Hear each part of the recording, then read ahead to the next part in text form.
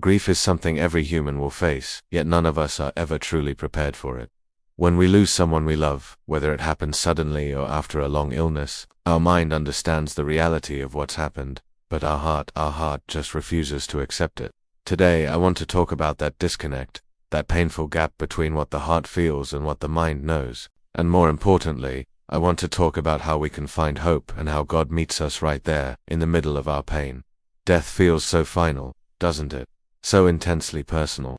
No matter how strong our faith is, the moment it arrives, it has the power to shake us to our very core. It's a profound and disorienting experience, and I want to be very clear about something. Even the most faithful Christian can feel anger toward God in these moments. It's almost inevitable that questions will rise up from the depths of our sorrow. Questions like, why me? Haven't I served you faithfully? I prayed and I prayed, so why didn't you spare their life? If you've asked those questions, I need you to hear this. Asking them doesn't make you weak. It doesn't mean your faith is failing. It just makes you human. Those questions are a natural part of wrestling with a reality that feels unbearable. Remember, even Job, a man described as blameless and upright, questioned God in his suffering. Your honesty and your raw emotions are not a sign of failure. They are a sign that you loved deeply.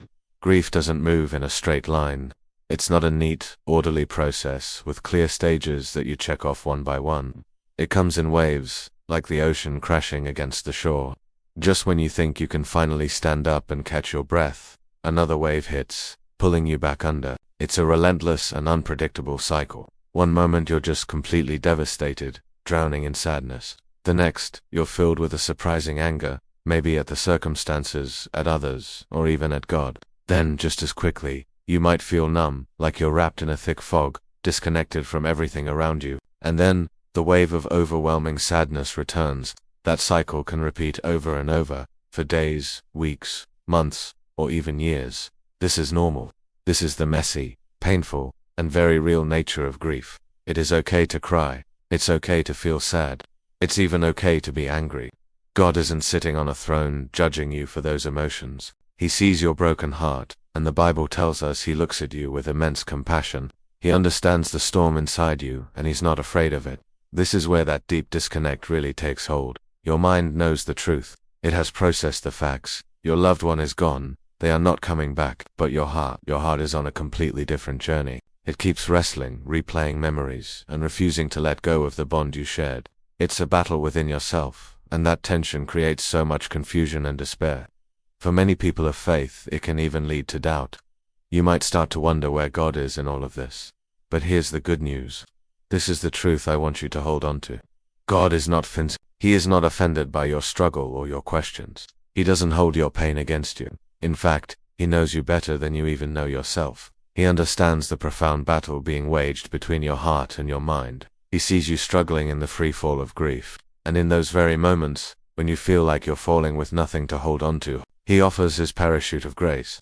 It's a grace that does unfix everything instantly but holds you securely as you descend through the storm. So please, be kind to yourself. Give yourself the grace and time you need to navigate this.